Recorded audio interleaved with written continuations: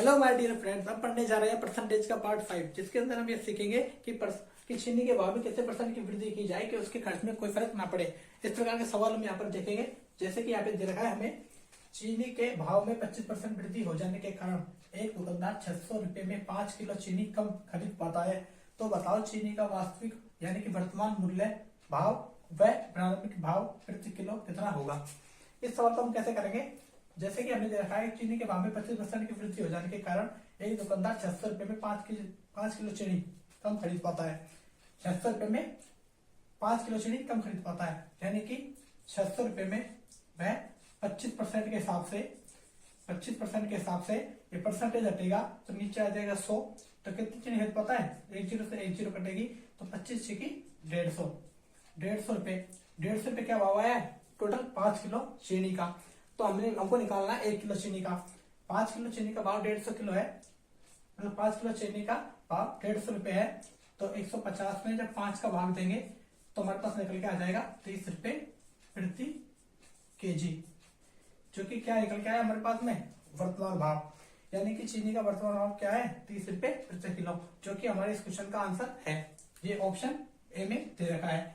लेकिन इसके अंदर हमसे ये भी पूछा गया है वह प्रारंभिक भाव कितना है। अब प्रारंभिक भाव निकालने के लिए भी क्या करना होगा, 30 रुपए किलो चीनी 25% वृद्धि हो जाने के कारण प्रारंभिक भाव निकालना है हमें।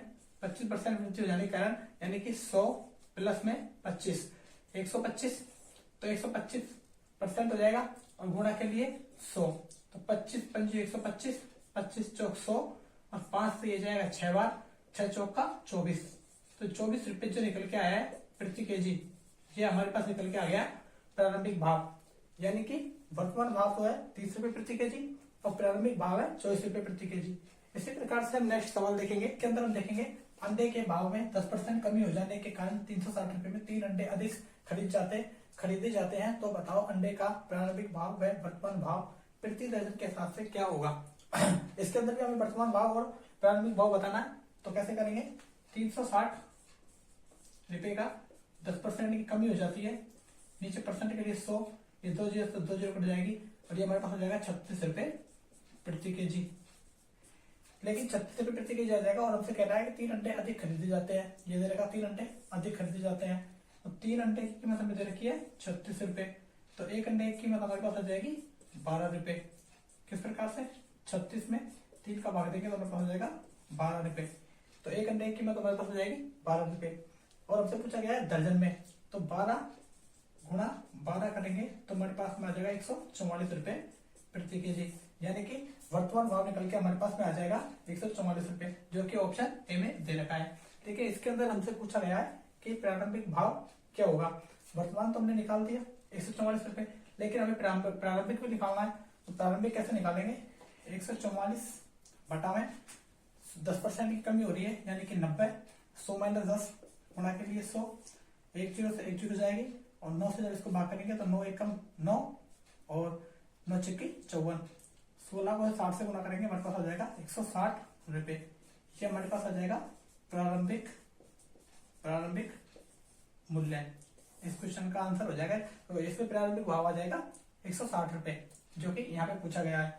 इसके बाद हम देखेंगे नेक्स्ट सवाल। इसके अंदर हमें रखा चीनी के भाव में 10% वृद्धि हो जाती है और बाद में 20% की वृद्धि और कर दी जाती है। तो बताओ चीनी के भाव में कुल कितना प्रतिशत की वृद्धि हुई। इस सवाल को कैसे करेंगे, इसके अंदर सूत्र है x प्लस में 100 प्लस y प्लस में 100 बटा में 100। इसको कैसे करेंगे, x यहाँ पे क्या है 10% और प्लस में 100 और y यहाँ पर क्या है 20% और प्लस में क्या है 100 और बटा में 100। ये हो जाएगा 110 गुणा 120 बटा में 100, 0 से 0 जाएगा, ये मेरे पास हो जाएगा 132 माइनस 100 करेंगे क्योंकि परसेंटेज से हटेगा तो नीचे 100 आएगा, तो 100 माइनस 132 में 100 करेंगे तो हमारे पास आ जाएगा 32%, जो कि हमारे क्वेश्चन का आंसर है, जो कि ऑप्शन बी में दे रखा है। इसके बाद हम देखेंगे नेक्स्ट सवाल। अब हम देखने जा रहे हैं चौथा सवाल। यहाँ पे हमें दे रखा है चाय का भाव 25% बढ़ जाता है, एक गृहिणी चाय की खपत में कितना प्रतिशत कम करेगी कि उसका खर्चा मात्र 5% बढ़े। इस सवाल को हम कैसे करेंगे, यहाँ पे लिख देंगे हम वर्तमान और यहाँ पे लिख देंगे प्रारंभिक। फिर यह मान लेंगे हम 100 और यहाँ भी मान लेंगे 100। ये कह रहे हैं कि चाय का भाव 25% बढ़ जाता है, यानी कि हम यहाँ पर 25% बढ़ा देते हैं, ये हो गया 125। फिर कह रहा है कि एक गिरानी चाय की खपत में कितना प्रतिशत कम करेगी, उसका खर्चा मात्र 5% बढ़े, यानी कि यहाँ पर 5% बढ़ जाता है, तो कितना हो गया 105। अब 125 से 105 हो गया, यानी कि कम हो गया, कितना कम हो गया 20 रुपए कम हो गया।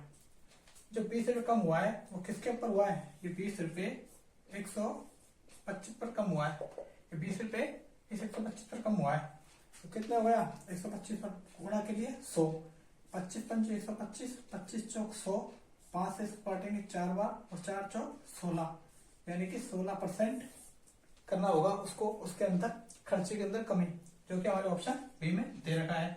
इसी के बाद हम नेक्स्ट सवाल देखेंगे। अब हम करेंगे छठा सवाल। हमें दे रखा है दूध के भाव में 20% कमी कर दी जाती है तथा कम किए गए भाव में 30% की वृद्धि कर दी जाती है, तो बताओ दूध के प्रारंभिक मूल्य में कितना प्रतिशत का परिवर्तन होगा।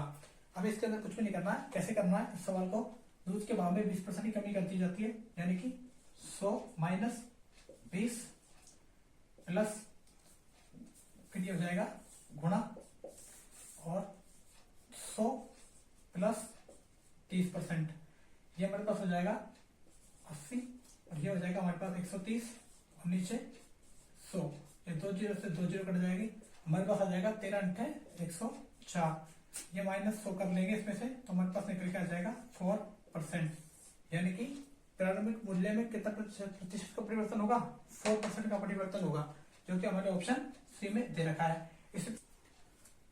अब हम करने जा रहे हैं सातवां सवाल। इसमें हमें दे रखा है कि गेहूं की कीमत में 30% कम होने के कारण एक व्यक्ति 50 रुपए में 3 किलो गेहूं ज्यादा खरीदता है, तो गेहूं की कम हुई कीमत ज्ञात करो। इस सवाल को हम कैसे करेंगे, जैसे कि गेहूं की कीमत में 30% की कमी होने के कारण एक व्यक्ति 50 रुपए में 3 किलो गेहूं ज्यादा खरीदता है, तो बताओ गेहूं की कम हुई कीमत ज्ञात करो।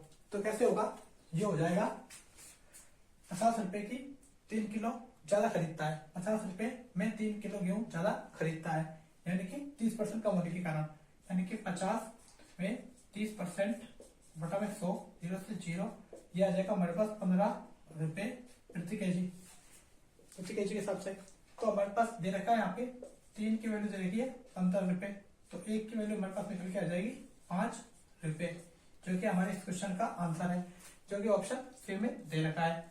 इसी प्रकार से